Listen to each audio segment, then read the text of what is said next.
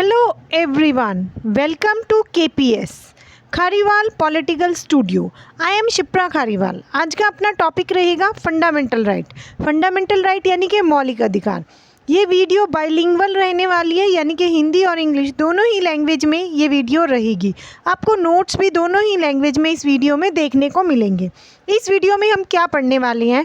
हम पढ़ने वाले हैं हिस्टोरिकल बैकग्राउंड। हिस्टोरिकल बैकग्राउंड मतलब ऐतिहासिक जो फंडामेंटल राइट है, मौलिक अधिकार है, कौन कौन से देश में सबसे पहले आए, भारत में ये जो फंडामेंटल राइट है वो कैसे आए, इनसे रिलेटेड आर्टिकल, इनका क्या इंपॉर्टेंस रहेगा। ये टॉपिक इम्पॉर्टेंट रहेगा बहुत सारे कंपटीशन के एग्ज़ाम्स के लिए, जैसे अलग अलग एग्ज़ाम्स हो गए, रेलवे के हो गए, PCS के हो गए, बैंक के हो गए, जिसमें भी ये टॉपिक के से रिलेटेड क्वेश्चन आएंगे, उससे रिलेटेड ये टॉपिक इम्पॉर्टेंट रहेगा, क्योंकि इस वीडियो में मैंने बहुत डिटेल में इस टॉपिक को एक्सप्लेन किया है। अगर आप इससे रिलेटेड सारे आर्टिकल समझ लेते हैं तो आपको ये टॉपिक अच्छी तरह समझ में आ जाएगा। तो शुरू करते हैं हम आज का टॉपिक फंडामेंटल राइट। क्लियर है चीज़ें? फंडामेंटल राइट क्या है, यानी कि मौलिक अधिकार क्या है। फंडामेंटल राइट यानी कि बेसिक राइट्स हैं, बेसिक ह्यूमन राइट है, जो पार्ट 3 में बताए गए हैं, आर्टिकल 12 से लेके 35 तक। 12 से लेके 35 मतलब 12 से लेके 35 जो अनुच्छेद है वो किसको क्या है, उसमें मौलिक अधिकार हैं। ठीक है, भारतीय संविधान में लिखे गए हैं ये मौलिक अधिकार। ठीक, ये राइट्स क्या करते हैं, हमारी जो लिबर्टी है, हमारी इक्वालिटी है, हमारी डिग्निटी है, उसको प्रोटेक्ट करते हैं ये अधिकार। और ये अधिकार कोर्ट के द्वारा इन्फोर्सिएबल है, मतलब अगर कोई भी इन अधिकारों का उल्लंघन करता है तो इन अधिकारों को सुप्रीम कोर्ट में हम रिट लगा सकते हैं। इन अधिकारों का यूज़ करके आर्टिकल 32 में सुप्रीम कोर्ट में लगा सकते हैं, और आर्टिकल 226 में हम कहाँ लगा सकते हैं, हाई कोर्ट में लगा सकते हैं। क्लियर है चीज़ें? ठीक है, अब हम हिस्टोरिकल बैकग्राउंड पढ़ लेते हैं। हिस्टोरिकल मतलब ऐतिहासिक पृष्ठभूमि। मौलिक अधिकार कैसे आए, सबसे पहले कौन सी कंट्री में आए। देखो MCQ में भी ये क्वेश्चन आता है, UGC नेट का भी ये क्वेश्चन है, अलग अलग डिफरेंट एग्जाम्स में क्रोनोलॉजी आ जाती है। ठीक है भाई, कौन से देश में पहले आए, कौन से ईयर में आए, कहाँ पर आए, तो ये इम्पॉर्टेंट रहने वाला है। मैग्ना कार्टा कहा जाता है मौलिक अधिकारों को। मैग्ना कार्टा सबसे पहले कहाँ पे आए, 1215 में इंग्लैंड में। ये एक पहला दस्तावेज था जिसमें राजा की शक्तियाँ जो थी, राजा की शक्तियों पर नियंत्रण करने के लिए नियंत्रण लगाया गया और लोगों को कुछ अधिकार प्रदान किए गए। मतलब इसको क्या कहा गया, मैग्ना कार्टा। सबसे पहले कहाँ पे आया, 1215 में इंग्लैंड में। ये एक ऐसा फर्स्ट डॉक्यूमेंट था जिसमें जो किंग्स थे उनके पास बहुत सारी पावर्स होती थी, उनकी पावर्स को कंट्रोल करने के लिए क्या लाया गया, मैग्ना कार्टा। ठीक है, इसमें लोगों को भी कुछ अधिकार दिए जाएंगे, तो इसे क्या कहा गया, मैग्ना कार्टा। दूसरा बिल कब आया, इंग्लिश बिल ऑफ राइट्स 1689 में। ठीक, अब इसने क्या किया, इस बिल में क्या था, it give more rights to parliament and citizen such as freedom and cruel punishment. इसमें क्या दिया गया, इंग्लिश बिल ऑफ राइट्स 1689 में इंग्लैंड में आया। इसमें संसद और नागरिकों को बहुत मजबूत अधिकार दिए गए तथा क्रूर दंड के विरुद्ध सुरक्षा दी गई। मतलब कोई भी मतलब पनिशमेंट दे दी जाती थी, उसके विरुद्ध इस बिल में क्या था, लोगों को, सिटीजन्स को, कहाँ के सिटीजन्स को, English bill of right US से। ठीक है, उसमें क्या, English bill of right it means Britain, not US से, ब्रिटेन से संबंधित है। ठीक है, तो वहाँ पर क्या दी गई थी, सुरक्षा दी गई थी, किसको, लोगों को। इसके बाद बिल आता है अमेरिकन बिल, अब आएगा US का 1791 में। ये क्या गारंटी देता था, इस बिल में अभिव्यक्ति मतलब एक्सप्रेशन की फ्रीडम थी, फ्रीडम ऑफ स्पीच थी, फेयर ट्रायल्स मतलब अगर किसी को गिरफ्तार कर लिया जाए तो उसको फेयर ट्रायल, न्याय पाने का उसको अधिकार था। ठीक है, पहला बिल कब आया, मैग्ना कार्टा 1215 में, इंग्लिश बिल ऑफ राइट 1689 में। क्लियर है, अमेरिकन बिल ऑफ राइट 1791 में। ये तीनों ही अलग अलग कंट्री से रिलेट करते हैं। क्लियर है, इसके बाद हम पढ़ते हैं French declaration of rights of man and the citizen. हमने 9th क्लास में भी पढ़ा है, 9th की जो हिस्ट्री है उसमें फ्रेंच रेवोल्यूशन, रशियन रेवोल्यूशन, इन सब के बारे में बताया गया है। क्लियर है चीज़ें? तो पढ़ लेते हैं फ्रेंच डिक्लेरेशन के बारे में, जो कि 1719 में मिला था लोगों को। देखो यहाँ पर क्या थी, 3 स्टेट्स थी, क्लर्गी थी, नोबल्स थे और 3rd स्टेट्स थी। ठीक है, इनको क्या चाहिए थे, जो थर्ड स्टेट थी इनको भी अधिकार चाहिए थे। ठीक, इट डिक्लेयर दैट, जो फ्रेंच डिक्लेरेशन था इसमें क्या डिक्लेयर किया गया, free and equal rights, natural rights है। ठीक है, लोगों को मिलने चाहिए। Declare that all peoples born free and equal, जो लोगों का जन्म हुआ है वो फ्री है और इक्वल है, और इसलिए ये नेचुरल है, ये राइट नेचुरल है। प्राकृतिक अधिकार प्राप्त है कि वो स्वतंत्र है, वो समान है। ठीक है, ये कहाँ पे बोला गया, 1789 में जो फ्रेंच रेवोल्यूशन हुआ था वहाँ पर वुमेंस को, फ्रांस में वुमेंस को वोटिंग राइट कब मिलते हैं, 1946 में मिलते हैं वुमेंस को वोटिंग राइट। ठीक है, इंडिया में वोटिंग राइट कब मिलते हैं वुमेंस को, जब भारत आज़ाद हुआ, पहला इलेक्शन कंडक्ट हुआ 1952 में, तब सभी लोग जो 21 साल और 21 साल से अबव थे उनको क्या मिला, वोटिंग राइट मिला। क्लियर है चीज़ें। इंडिया में क्या होता है, फ्रीडम स्ट्रगल होता है इंडिया में। ठीक है, Indian leaders demanded fundamental right, Indian leader भी डिमांड करते हैं फंडामेंटल राइट की, ब्रिटिशर्स से प्रोटेक्ट करने के लिए अपने आप को। ठीक, सबसे पहला बिल कौन सा था, नेहरू रिपोर्ट, कब प्रेजेंट की गई, 1928 में। ये MCQ में क्वेश्चन आता है, नेहरू रिपोर्ट कब आई थी, 1928 में। पहली बार नेहरू रिपोर्ट में मौलिक अधिकारों का प्रस्ताव रखा गया। ठीक है, इसके बाद मौलिक अधिकारों का प्रस्ताव कब रखा गया, कराची रेजोल्यूशन, कराची प्रस्ताव में, मतलब कराची एक रेजोल्यूशन था जो कि 1931 में आया। इसमें भी किस चीज़ की बात की गई, नागरिक जो सिटीजन्स हैं उनकी जो स्वतंत्रता है, इक्वालिटी है, सोशियो इकोनॉमिक राइट्स है, उसकी बात उसमें की गई। ठीक है, अब यही डिमांड्स जो थी, ये मांगे, इन मांगों ने भारतीय संविधान के निर्माण को प्रभावित किया। मतलब मौलिक अधिकार की मांग बार बार की जा रही थी, और इसी के कारण जो भारतीय संविधान था जब वो बना तो मौलिक अधिकारों को बिना किसी मतलब वाद विवाद के, जितने मौलिक अधिकार थे उन सब को पारित कर दिया गया। शुरुआत में कितने मौलिक अधिकार डाले गए भारतीय संविधान में, शुरुआत में मौलिक अधिकार 7 थे अपने पास। जब संविधान बना, मौलिक अधिकारों को भारतीय संविधान में पार्ट 3 में डाला गया, आर्टिकल 12 से लेके 35 के बीच में डाला गया, और हमें सभी तरह के मौलिक अधिकार दिए गए। क्लियर है चीज़ें। तो हम देख लेते हैं संक्षिप्त में मौलिक अधिकारों के बारे में देख लेते हैं। भारतीय संविधान में मौलिक अधिकार, ठीक है, करंटली आज अपने पास कितने अधिकार हैं, 6, पर जब भारतीय संविधान बना था तो 7 थे। आर्टिकल 12 से 35 पार्ट 3, पहला राइट क्या हो जाएगा, राइट टू इक्वालिटी 14 से 18 तक। दूसरा क्या हो जाएगा, राइट टू फ्रीडम यानी कि स्वतंत्रता का अधिकार 19 से 22। राइट अगेंस्ट एक्सप्लॉयटेशन, शोषण के विरुद्ध अधिकार 23 और 24 में है। Right to freedom of religion, मतलब धर्म, किसी भी धर्म को अपनाने की स्वतंत्रता 25 से लेकर 28 तक। कल्चरल एंड एजुकेशनल राइट 29 से 30 तक। देन कॉन्स्टिट्यूशनल रेमेडीज़ का राइट है आर्टिकल 32, संवैधानिक उपचारों का अधिकार। क्लियर है, ये तो शॉर्ट में हो गया। आपको ये बहुत ही इंपॉर्टेंट स्लाइड है, इसको विद आर्टिकल आप सब ने याद करना है, क्योंकि इसमें से काफ़ी क्वेश्चंस पूछे जाते हैं अपने एग्जाम्स में। क्या इतनी चीज़ें क्लियर हैं? इन अधिकारों को हम डिटेल में भी डिस्कस करेंगे। ठीक, ओरिजिनली मैंने आपको बताया अपने पास कितने अधिकार थे, 7 अधिकार थे। 7वां कौन सा था, राइट टू प्रॉपर्टी, संपत्ति का अधिकार था अपने पास 7वां, आर्टिकल 31 में था। आर्टिकल 31 को रिमूव्ड कर दिया गया फंडामेंटल राइट में से, मतलब मौलिक अधिकारों में से निकाल दिया गया। कौन सा संवैधानिक संशोधन किया गया, 44वां। 44th कॉन्स्टिट्यूशनल अमेंडमेंट कब किया जाता है, 1978 में। इस समय भारत के प्रधानमंत्री कौन थे, कमेंट सेक्शन में लिखेंगे, आप सभी ने 12th में पढ़ा है। इस समय भारत के प्रधानमंत्री कौन थे, कमेंट सेक्शन में मेंशन करेंगे। 1978 में 44th कॉन्स्टिट्यूशनल अमेंडमेंट होता है, और राइट टू प्रॉपर्टी को क्या बना दिया जाता है, एक लीगल, मतलब फंडामेंटल राइट नहीं है, एक नॉर्मल लीगल राइट है, जिसको आर्टिकल 300A में डाल दिया जाता है। कौन से अनुच्छेद में रखा जाता है, 300A में, 300 का में। ठीक है, हिंदी में 300 का है, इंग्लिश में 300A है। क्या इतनी चीज़ें क्लियर है? इसको लीगल राइट में डाल दिया जाता है। अब हम डिस्कस करेंगे आर्टिकल्स को बहुत डिटेल में, एक एक आर्टिकल को डिस्कस करेंगे। जैसे 14 से 18 में राइट टू इक्वालिटी है, तो 14 से 18, 14, 15, 16, 17, 18 तक के आर्टिकल्स में क्या है, क्योंकि यहीं से आपके MCQ क्वेश्चंस जो कंपटीशन के पेपर हैं उसमें बनते हैं। और अगर BA में भी ये टॉपिक बढ़िया से समझ लिया जाए तो आप आराम से अपना जो सब्जेक्टिव पेपर है, किसी भी तरह का कोई भी क्वेश्चन आ जाए, आप आंसर लिख पाएंगे। क्या इतनी चीज़ें आपको क्लियर हैं? क्लियर है तो एक थम्स अप कमेंट बॉक्स में ज़रूर डालें, ताकि मैं भी मोटिवेट हो सकूं ऐसी और भी इंफॉर्मेटिव वीडियो बनाने के लिए। क्या इतनी चीज़ें क्लियर है? बढ़ते हैं आगे। आर्टिकल 14 में क्या है? आर्टिकल 14 में है राइट टू इक्वालिटी और इक्वालिटी बिफोर लॉ।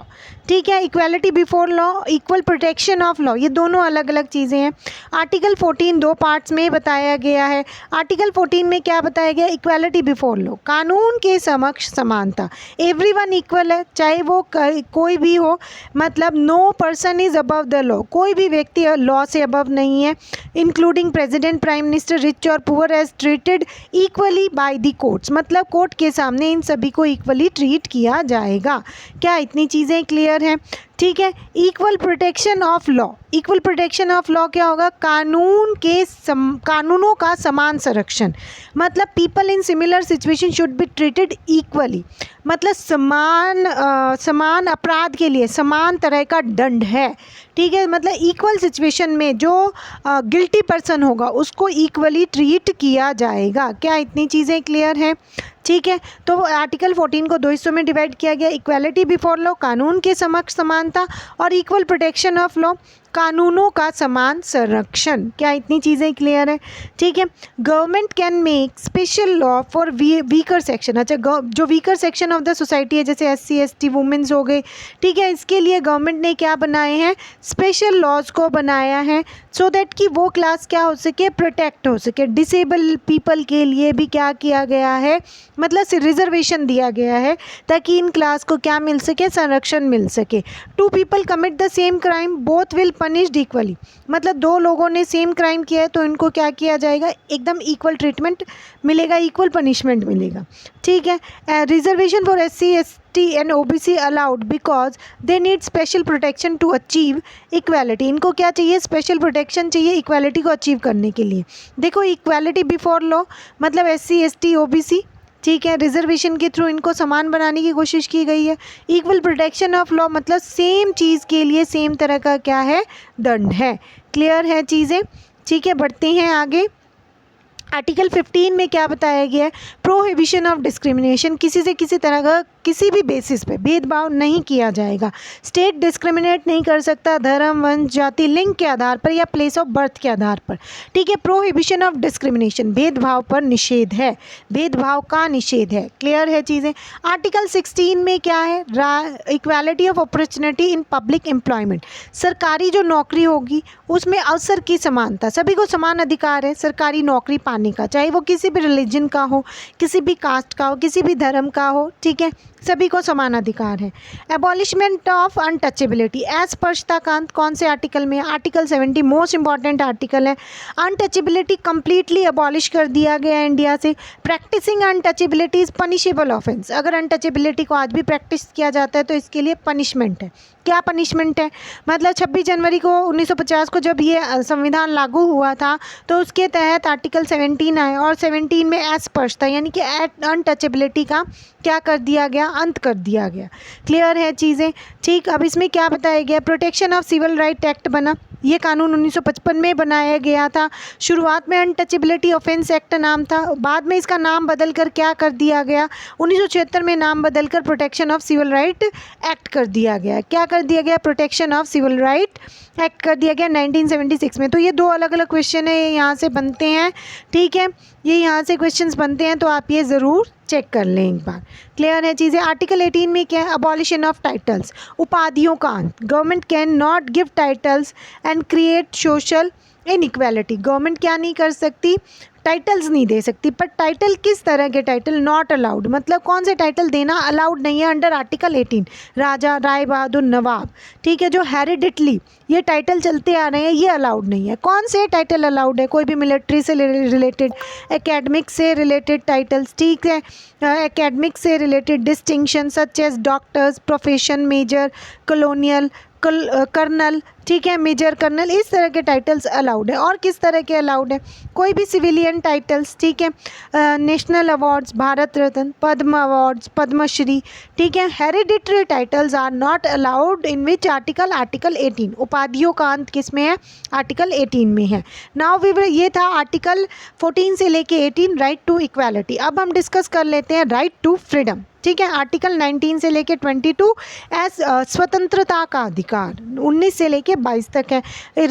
जो आर्टिकल 19 है इसमें 6 प्रकार की स्वतंत्रता बताई गई है। कौन कौन सी है 6 तरह की स्वतंत्रता? Citizen can express their opinion through speech, writing, art, social media. मतलब जो एक व्यक्ति है वो अपना जो एक्सप्रेशन है वो इन मीडियम से अपना आपको क्या कर सकते हैं, एक्सप्रेस कर सकता है। क्लियर है। आप सरकार की आलोचना कर सकते हैं लेकिन हिंसा फैलाने और झूठी अफवाह फैलाने का अधिकार आपको नहीं है। क्लियर है चीज़ें। स्वतंत्रता है बट उस पर रिस्ट्रिक्शन है। ठीक है, आप अपनी बाउंड्री लाइन को क्रॉस नहीं कर सकते। ठीक, इसमें पहली स्वतंत्रता क्या हो जाएगी जो अभी हमने पढ़ी? पहली है freedom of speech and expression. 6 तरह की हैं। पहली कौन सी हो जाएगी? Freedom of speech and expression. इसमें सिटीजन अपने व्यूज़ को एक्सप्रेस कर सकते हैं थ्रू दीज मीडियम्स। ठीक, दूसरा क्या हो जाएगा? फ्रीडम टू असेंबल पीसफुली, शांतिपूर्ण सभा करने की स्वतंत्रता। पीसफुली मीटिंग को क्या कर सकते हैं? हेल्ड कर सकते हैं विदाउट वेपन। शांतिपूर्ण रैली या धरना दे सकते हैं। ये दूसरी क्या है? दूसरी तरह की फ्रीडम है। तीसरी फ्रीडम क्या है? एसोसिएशन फॉर्म कर सकते हैं, संघ बना सकते हैं, संगठन बना सकते हैं, क्लब्स बना सकते हैं, पॉलिटिकल पार्टीज, सोसाइटीज़ बना सकते हैं, बट ये शांतिपूर्ण तरीके से। क्लियर है। फ्रीडम टू मूव फ्रीली, देश में स्वतंत्र रूप से घूमने की स्वतंत्रता। हम कहीं पर भी जा आ सकते हैं। गवर्नमेंट में रिस्ट्रिक्ट मूवमेंट इन प्रोटेक्टेड और ट्राइबल एरियाज़, मतलब ट्राइबल एरियाज़ में गवर्नमेंट अपनी मूवमेंट को क्या कर सकती है? रिस्ट्रिक्ट कर सकती है। Freedom to reside settled anywhere, India में हम कहीं पर भी क्या कर सकते हैं? बस सकते हैं। तो ये 5वीं तरह की फ्रीडम है। सिटीजन में live in any state of India. Example, a person from Rajasthan can settle in Kerala और आसाम। आसाम या केरला में भी सेटल हो सकती हैं। Freedom to practice any profession, मतलब हम किसी भी तरह का क्या कर सकते हैं? व्यापार हम कर सकते हैं। क्या इतनी चीज़ें क्लियर हैं? हम किसी भी तरह का क्या कर सकते हैं? व्यापार कर सकते हैं। व्यापार करने की स्वतंत्रता कैसे है? सिटीजन में choose any legal profession, occupation, business और ट्रेड। किसी भी तरह का वो व्यापार कर सकते हैं। इंजीनियर बन सकता है, डॉक्टर बन सकता है, लॉयर बन सकता है, किसी भी तरह की वो पढ़ाई कर सकता है। क्लियर है चीज़ें। आर्टिकल 20 में क्या है? तो ये थी अपनी 6 तरह की स्वतंत्रता। ठीक, 19 के पहले क्लॉज में 6 तरह की स्वतंत्रता भी पूछी जाती है। ठीक है। आर्टिकल 20 क्या है? Protection in respect of conviction of offences, अपराधों के संबंध में संरक्षण। This article protects people accused of offences. 3 तरह की इसमें प्रोटेक्शन बताई गई है। ठीक है, 3 तरह की प्रोटेक्शन कैसी हैं? ठीक, कोई भी ऑफेंस हो जाता है या कोई भी तरह का अपराध हो जाता है तो उसके संबंध में एक व्यक्ति को किस किस तरह की सुरक्षा मिली हुई है? No ex facto, no ex post facto law. अब एक्स पोस्ट फैक्टो लॉ क्या होता है? पूर्वव्यापी दंड नहीं। A person can not be punished under a law that did not exist when the act was committed. मतलब एक पर्सन ने अपराध कर दिया और अभी तक उस अपराध के लिए कोई मतलब कानून पर्टिकुलर बना ही नहीं है तो उस व्यक्ति को उस अपराध के लिए मतलब पनिश नहीं किया जा सकता। पूर्वव्यापी अगर कोई दंड ही नहीं है तो ठीक है, उस व्यक्ति को क्या किया जाएगा? ये किस में लिखा है? आर्टिकल 20 में लिखा है। ठीक है, दूसरा क्या लिखा है? नो डबल जियोपार्डी, मतलब एक व्यक्ति को एक ही अपराध के लिए 2 बार दंड नहीं दिया जाएगा। नो इनक्रिमिनेशन, ठीक है, नो सेल्फ इनक्रिमिनेशन, मतलब किसी भी व्यक्ति को अपनी विरुद्ध गवाही देने के लिए मजबूर नहीं किया जा सकता। तो ये किसमें? आर्टिकल 20 में 3 तरह के अधिकारों के बारे में बताया गया है किसी अपराध के संबंध में अगर किसी व्यक्ति से हो जाता है। Protection of life and personal liberty, protection of life and personal liberty क्या है? आर्टिकल 21 में बताया गया। मोस्ट इंपॉर्टेंट राइट है आर्टिकल 21। ठीक है, आर्टिकल 21 में क्या बताया गया? जीवन और व्यक्तिगत स्वतंत्रता का संरक्षण। ठीक है, आर्टिकल 21 में 21A में राइट टू एजुकेशन है, शिक्षा का अधिकार। बार बार पेपर में पूछा जाता है कौन से संवैधानिक संशोधन से इसको ऐड किया गया? कॉन्स्टिट्यूशनल अमेंडमेंट 86 था, 2002 में किया गया ये अमेंडमेंट। ठीक है, 6 से 14 साल के बच्चों को फ्री एंड कंपलसरी एजुकेशन का अधिकार दिया गया। डायरेक्टिव प्रिंसिपल्स में 11वां कर्तव्य जोड़ा गया है। क्लियर है चीज़ें? डायरेक्टिव फंडामेंटल ड्यूटी जोड़ी गई है माता पिता की। ठीक है, फंडामेंटल ड्यूटीज़ में जोड़ा गया ये अधिकार, डायरेक्टिव प्रिंसिपल्स में नहीं जोड़ा गया। फंडामेंटल ड्यूटीज़ में 11वीं ड्यूटी जोड़ी गई है। क्लियर है चीज़ें? 86 कॉन्स्टिट्यूशनल अमेंडमेंट 2002। क्लियर? 21A में क्या है? शिक्षा का अधिकार, free and compulsory 6 to 14 years. Clear है चीज़ें? आर्टिकल 22 में क्या है, protection against arrest and detention, मतलब अगर किसी व्यक्ति को गिरफ्तार कर लिया जाता है, ठीक है, तो उस संबंध में उसका क्या अधिकार है। Protection against arrest and detention, उसको पहले तो गिरफ्तारी का कारण बताया जाएगा, उसको वकील की सहायता लेने का भी अधिकार है। They can not be kept, उसको ना 24 घंटे से अधिक पुलिस की कस्टडी में नहीं रखा जा सकता, उसको मजिस्ट्रेट के सामने क्या करना पड़ेगा, प्रेजेंट करना पड़ेगा, परमिशन लेनी पड़ेगी मजिस्ट्रेट के सामने प्रेजेंट करने की। कौन से आर्टिकल में, आर्टिकल 22 में है। मोस्ट इम्पॉर्टेंट डिटेल में बताए जा रहे हैं, आई होप आपको समझ में आ रही हैं। आर्टिकल 23 में क्या है, आर्टिकल 23 में है prohibition of human trafficking and forced labour, most important है, मानव तस्करी और जबरन श्रम का निषेध। मतलब कोई भी अगर मतलब बच्चा छोटा है और उससे क्या करवाया जा रहा है, काम करवाया जा रहा है, उसकी छोटे बच्चे से 14 साल से छोटे बच्चे से काम करवाना अपराध है, ठीक है। तो ये कौन से आर्टिकल में लिखा है, 23 में लिखा है। जैसे एक landlord forces a person to work without wages, मतलब विदाउट वेजेस के वो काम करा रहा है, तो ये एक ऑफेंस है। वायलेशन कौन से आर्टिकल का हो रहा है, 23 का हो रहा है ये, ठीक है। 23 में और क्या लिखा है, मानव तस्करी, ठीक है, ये भी एक क्या है, अपराध है। कौन से आर्टिकल का, वायलेशन। ट्रैफिकिंग का मतलब क्या होता है, मानव तस्करी, ठीक है, ये भी एक अपराध है आर्टिकल 23 में। 24 में क्या लिखा है, चाइल्ड लेबर प्रोहिबिशन, बाल श्रम को क्या करना है, निषेध, आर्टिकल 24 में है। अगर 14 साल से किसी भी कम बच्चे को हम हजार्डियस किसी भी जगह काम करवा रहे हैं ना, तो ये बाल श्रम है। क्लियर है चीज़ें, फैक्ट्रीज, माइंस, हजार्डियस ऑक्यूपेशन, यहाँ पर काम नहीं करवाया जाएगा 14 साल से छोटे बच्चे को या 14 साल तक के बच्चे को। क्या इतनी चीज़ें क्लियर है। तो ये था article 23 and 24। Right against exploitation, clear है चीज़ें। Right of religious freedom, freedom of religion, धर्म की स्वतंत्रता का अधिकार, आर्टिकल 25 से 28 में है। और ये इसकी डेफिनेशन बता रखी है। डेफिनेशन में क्या लिखा है, धर्म की स्वतंत्रता का अधिकार प्रत्येक व्यक्ति को अपनी पसंद का धर्म मानने का, उसका पालन करने का और उसका प्रचार करने की स्वतंत्रता है। क्यों है, क्योंकि भारत एक सेक्युलर कंट्री है। भारत क्या है, एक धर्मनिरपेक्ष देश है, ठीक है। भारत क्या है, धर्मनिरपेक्ष देश है। अच्छा, कमेंट सेक्शन में आप बताएंगे सेक्युलर शब्द को कौन से कॉन्स्टिट्यूशनल अमेंडमेंट के थ्रू जोड़ा गया, कौन से कॉन्स्टिट्यूशनल अमेंडमेंट के थ्रू भारत में के संविधान में सेक्युलर शब्द को जोड़ा गया है। क्लियर है चीज़ें। अब इसमें क्या बताया गया है, अंतकरण की स्वतंत्रता, freedom to conscience, profess any religion, किसी भी धर्म को मानने की स्वतंत्रता, उसका पालन और उसका प्रचार करने की स्वतंत्रता। कौन से आर्टिकल में है, आर्टिकल 25 में है, ठीक है, आर्टिकल 25 में है। 26 में क्या है, 26 में है freedom to manage religious affairs, religious मतलब धार्मिक संस्थाओं के प्रबंधन की स्वतंत्रता। Establish and maintain religious institution, ठीक है, manage its own religious affair, own and acquire property, administer such property according law. मतलब इसमें क्या बताया गया, अगर कोई धार्मिक संस्थान है, ठीक है, हम उसके लिए प्रॉपर्टी को खरीद सकते हैं, मैनेज कर सकते हैं, उसमें पूजा पाठ उस इंस्टीट्यूशन की कर सकते हैं। पूजा पाठ किस तरह से होगी, establish maintain religious institution, own and acquire property, ठीक है, समझ में आया। तो आर्टिकल 26 में क्या है, freedom to manage religious affairs. Clear.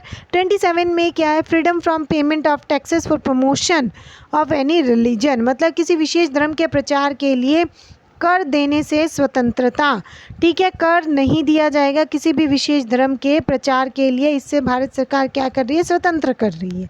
28 में क्या है, freedom from religious instruction, religious instruction in certain educational institution, कुछ शैक्षणिक संस्थाओं में धार्मिक शिक्षा से स्वतंत्रता, ठीक है, किस केस में है धार्मिक शिक्षा से स्वतंत्रता। Religious instruction can not be given in institution completely funded by the government, ऐसे इंस्टीट्यूशन जहाँ पे सिर्फ गवर्नमेंट फंडिंग करती है, वहाँ पर किसी तरह की कोई धार्मिक शिक्षा नहीं दी जाएगी। और किसी भी स्टूडेंट को फोर्स नहीं किया जाएगा किसी भी इंस्टीट्यूशन में रिलीजियस इंस्ट्रक्शन या वर्शिप को करने के लिए विदाउट उनके जो माता पिता की परमिशन के बिना उनको परमिट नहीं किया जाएगा, ठीक है। No student can be forced नहीं किया जाएगा टू अटेंड किसी भी तरह का रिलीजियस इंस्ट्रक्शन और वर्शिप विदाउट देयर ओन या फिर उनकी जो गार्डियन कंसेंट है उसके बिना परमिट नहीं किया जाएगा। क्लियर है चीज़ें। तो ये आर्टिकल 28 में है। ठीक है। 29 में क्या बताया गया, protection of interest of minorities, मतलब 29 में क्या, अल्पसंख्यक के हितों का संरक्षण, क्लियर है, इंग्लिश में भी बताया गया है। 29 में क्या है, protects the language, script, culture, bar bar paper में ये क्वेश्चन आता है। आर्टिकल 29 में क्या है, मतलब जो ट्राइबल पीपल है, जो माइनॉरिटीज़ में है, जो भी मतलब रिलीजन या जो भी व्यक्ति या जो भी कल्चर माइनॉरिटी में है, तो उनका प्रोटेक्शन कौन से आर्टिकल में बताया गया है, कौन सा आर्टिकल उनकी लैंग्वेज को, स्क्रिप्ट को, कल्चर को प्रोटेक्ट करेगा, आर्टिकल 29 प्रोटेक्ट करेगा। क्या इतनी चीज़ें क्लियर हैं? ठीक है। आर्टिकल 30 में क्या बता रखा है, right of minorities to establish and administrator educational institution, जो अल्पसंख्यक है, मतलब जो माइनॉरिटी में पीपल है, वो अपनी शैक्षणिक संस्थाएँ स्थापित कर सकते हैं, उनको चला भी सकते हैं। क्या इतनी चीज़ें क्लियर है? आर्टिकल 31 ये वो आर्टिकल है जो रिमूव कर दिया गया था मौलिक अधिकारों से। आर्टिकल 31 किसमें क्या था, राइट टू प्रॉपर्टी था, हमने पहले डिस्कस कर लिया। 44th कॉन्स्टिट्यूशनल अमेंडमेंट कब हुआ था, 1978 में हुआ था। इसके थ्रू राइट टू प्रॉपर्टी जो कि आर्टिकल 31 में था, इसको रिमूव कर दिया गया। इसको किस में डाला गया, आर्टिकल 300A में डाला गया, एक लीगल राइट बना दिया गया है। क्लियर है चीज़ें? Right to constitutional remedies article 32 में है। संवैधानिक उपचारों का अधिकार, इसे BR अम्बेडकर ने क्या कहा है, हार्ट एंड सोल कहा है। हृदय और आत्मा कहा है, हार्ट एंड सोल। भारतीय संविधान की आत्मा कहा है इसे। कौन से अधिकार को कहा है, कौन से आर्टिकल को कहा है, आर्टिकल 32 को कहा है। मोस्ट इंपॉर्टेंट राइट है, बार बार ये कोटेशन पूछी जाती है। हार्ट एंड सोल किसने कहा है, BR अम्बेडकर ने कहा है। ठीक है। Writs issued by supreme court, कौन कौन सी रिट्स इशू की गई है सुप्रीम कोर्ट के द्वारा, आर्टिकल 32 में 5 तरह की रिट्स बताई गई है। हिबियस कॉर्पस, हिबियस कॉर्पस क्या है, produce the detained person before the court. Habeas corpus का मतलब है बंदी को प्रेजेंट करो, किसके सामने, कोर्ट के सामने। बंदी प्रत्यक्षीकरण बोलते हैं हिबियस कॉर्पस को, मतलब जो व्यक्ति को गिरफ्तार किया गया है, अभी हमने पढ़ा था 24 घंटे से पहले उसको मजिस्ट्रेट के सामने प्रेजेंट किया जाता है, नहीं तो वो कौन से अधिकार का प्रयोग करेगा, habeas corpus. Under which writ, article 32, ये एक रिट है, हिबियस कॉर्पस। क्लियर है? Mandamus, mandamus order a public authority to perform its duty, मतलब पब्लिक ऑफिशियल्स को अपनी ड्यूटी को परफॉर्म करने के लिए कौन सी रिट है, मेंडामस। प्रोहिबिशन मतलब मना करना, लोअर कोर्ट को मना करना, लोअर कोर्ट को मना करना, किसके लिए मना करना, लोअर कोर्ट को, लोअर कोर्ट को मना करना, किस चीज़ के लिए मना करना, लोअर कोर्ट को, stop a lower court from acting beyond it's power, मतलब जो उसकी पावर नहीं है, वो वाली ड्यूटी को परफॉर्म नहीं कर सकता है, उसको वो कार्रवाई को रोकना पड़ेगा। क्लियर है? शार्शोरियो क्या है, ट्रांसफ़र है केस और क्वेश्चन एंड इलीगल ऑर्डर, मतलब जो केस है वो क्या कर सकता है, ट्रांसफ़र है केस, मतलब कोर्ट आदेश दे सकता है कि इस केस को ट्रांसफ़र कर दिया जाए। ठीक है, आदेश को रद्द कर देगा। ठीक है, आदेश को रद्द किया जाए और उस केस को ट्रांसफ़र कर दिया जाए सुप्रीम कोर्ट को। क्यू वारंटो क्या होता है, अधिकार प्रेक्षक। क्वेश्चन है legal authority of a person holding a public office, मतलब किस अधिकार से आपने इस ऑफिस को ज्वाइन कर रखा है, ये क्वेश्चन किया जा सकता है क्यू वारंटो में। तो ये 5 तरह की रिट है जिसको आप पढ़ेंगे। हिबियस कॉर्पस हो गई, यानी कि बंदी प्रत्यक्षीकरण, परमादेश हो गया, ठीक है, प्रतिषेध हो गया, उत्प्रेषण हो गया, अधिकार प्रेक्षा हो गया। इनको बढ़िया से करेंगे, यूजीसी नेट में भी पूछा जाता है, अगर आप प्रीवियस ईयर क्वेश्चंस देखेंगे, और अदर जो गवर्नमेंट एग्जाम्स है उसमें भी ये क्वेश्चंस पूछे जाते हैं। ठीक है, आर्टिकल 33 में क्या है, आर्टिकल 33 यानी कि अनुच्छेद 33 में क्या है, power of parliament to modify fundamental right, संसद के पास शक्ति है कि वो कुछ फंडामेंटल राइट को मॉडिफाई कर सकते हैं। ठीक है, अब वो किसके फंडामेंटल राइट को मॉडिफाई कर सकते हैं, पार्लियामेंट कैन रिस्ट्रिक्ट और मॉडिफाई फंडामेंटल राइट्स ऑफ, किस के राइट्स को मॉडिफाई कर सकते हैं, आर्म्ड फोर्सेस, पुलिस के, इंटेलिजेंस ब्यूरो के। ठीक है, और अदर जो डिसिप्लिन्ड ऑफ फोर्सेस हैं उनके अधिकारों को क्या कर सकते हैं, वो मॉडिफाई कर सकते हैं। ठीक है, और क्यों करेंगे, क्यों, किस केस में करेंगे, क्योंकि देखिए उनका वर्क ऐसा है, this is to be maintain discipline and national security. अब वो ऐसे क्यों करेंगे? ताकि देश में अनुशासन और राष्ट्रीय सुरक्षा बनी रहे। कुछ ऐसे केसेस होते हैं जिसमें जो अधिकार होते हैं आर्म्ड फोर्सेस के, पुलिस के, इंटेलिजेंस ब्यूरो के, ठीक है, उनके अधिकारों को क्या किया जाता है? मॉडिफाई किया जा सकता है उस सर्टेन सिचुएशन के हिसाब से। तो ये किस में बताया गया है? आर्टिकल 33 में बताया गया। आर्टिकल 34 में क्या है? Restriction of fundamental right during martial law. Martial law यानी कि सैनिक लॉ, ठीक है। मार्शल लॉ के दौरान मौलिक अधिकारों पर क्या लग जाएगा? प्रतिबंध लग जाएगा। जब मार्शल लॉ किसी एरिया में लगता है तो फंडामेंटल राइट को क्या कर दिया जाता है? कुछ समय के लिए अस्थायी रूप से उस पर प्रतिबंध लगा दिया जाता है। कौन से आर्टिकल में है? आर्टिकल 34 में है। आर्टिकल 35 में क्या है? कुछ एक ऐसे अनुच्छेद है जिस पर संसद को कानून बनाने की शक्ति है। संसद को कानून बनाने की शक्ति कौन कौन से आर्टिकल्स पर है? आर्टिकल 16 क्लॉज 3 में, आर्टिकल 32 में, आर्टिकल 33 एंड 34। अभी डिस्कस किया है हमने तीनों, 32, 33 एंड 34। 63 क्लॉज 3 मैं एक्सप्लेन कर देती हूँ। 63 क्लॉज 3 में है अगर कोई सरकारी नौकरी है, सरकारी नौकरी के लिए कोई अगर नोटिफिकेशन आ रहा है तो उससे संबंधित जो कंडीशंस हैं, जो शर्तें हैं, उसमें मॉडिफिकेशन करने का अधिकार किसके पास है? संसद के पास है, ठीक है, पार्लियामेंट के पास है। क्लियर है चीज़ें? ठीक है, आप इसको डिटेल में पढ़ सकते हैं। आर्टिकल 16 में क्या? अवसर की समानता। तो उससे रिलेटेड और भी छोटे छोटे आर्टिकल है। क्लॉज 1 हो गया, 2 हो गया, 3 हो गया। तो 3 में क्या बता रखा है? डोमिसाइल से रिलेटेड कोई भी जो चेंजेस है वो कौन कर सकता है? पार्लियामेंट कर सकती है। क्लियर है? अब इम्पॉर्टेंस हम डिस्कस कर लेते हैं। इम्पॉर्टेंस अगर आपको ये सारे अनुच्छेद आर्टिकल डिटेल में समझ में आ गए तो आप खुद बना लेंगे, इनके इम्पॉर्टेंस आप लिख पाएंगे। ये बहुत ही सिंपल है और इम्पॉर्टेंट है आपके लिए वीडियो। अगर आप डिटेल में इसको देख लेते हैं तो वीडियो आपके लिए बहुत ही बेनिफिशियल होने वाली है। सभी एग्जाम्स में ये काम आएगी वीडियो। इवन आप इस वीडियो से IAS के भी फंडामेंटल राइट का टॉपिक क्रैक कर सकते हैं। क्लियर है? मौलिक अधिकारों का महत्व हम देख लेते हैं। फंडामेंटल राइट प्रोटेक्ट करते हैं हमारे किसको? ये फ्रीडम को, स्वतंत्रता को, हमारी गरिमा को बनाए रखते हैं, डिग्निटी को मेंटेन करते हैं, इक्वालिटी को बनाए रखते हैं, प्रोटेक्ट करते हैं, डिस्क्रिमिनेशन से हमें बचाते हैं, किसी भी तरह का डिस्क्रिमिनेशन नहीं होने देते, ये प्रोवाइड करते हैं, धर्म की स्वतंत्रता प्रोवाइड करते हैं, विचार और अभिव्यक्ति की स्वतंत्रता प्रोवाइड करते हैं। इस तरह से आप सारे ही क्या बना सकते हैं? फंडामेंटल राइट से उसकी इम्पॉर्टेंस को निकाल सकते हैं। हम रिट लगा सकते हैं अलग अलग सिचुएशन में, हम अपने अधिकारों की रक्षा कर सकते हैं फंडामेंटल राइट के थ्रू। तो ये क्या हो जाएगी? इम्पॉर्टेंस हो जाएगी। विशेषताएं भी आप इससे निकाल सकते हैं। विशेषता क्या होगी? विशेषता होती है फीचर्स। फंडामेंटल राइट है, ये कोर्ट के द्वारा इन्फोर्सिएबल होते हैं। अगर कोई भी हमारे राइट का वायलेशन करता है तो हम कहाँ जा सकते हैं? कोर्ट में जा सकते हैं। क्लियर है चीज़ें? तो विशेषताएं भी इन जो आर्टिकल मैंने बताए हैं इनसे आराम से इजीली आप फ्रेम कर सकते हैं। क्लियर है चीज़ें? ठीक है, कंक्लूजन पढ़ लेते हैं। फंडामेंटल राइट क्या है? बेसिक फाउंडेशन है डेमोक्रेसी का। ये प्रोटेक्ट करते हैं हर एक व्यक्ति के फ्रीडम को, इक्वालिटी को, जस्टिस को और डिग्निटी को बनाए रखते हैं। These right help people to live with respect and ensure overall development of society and the nation. मतलब पूरे नेशन की ओवरऑल डेवलपमेंट को ये राइट्स क्या करते हैं? इंश्योर करते हैं और बढ़ाते हैं। क्लियर है? तो ये था आज का हमारा टॉपिक फंडामेंटल राइट पर। और मैं आशा करती हूँ, मैं होप करती हूँ कि आपको ये टॉपिक समझ में आया है।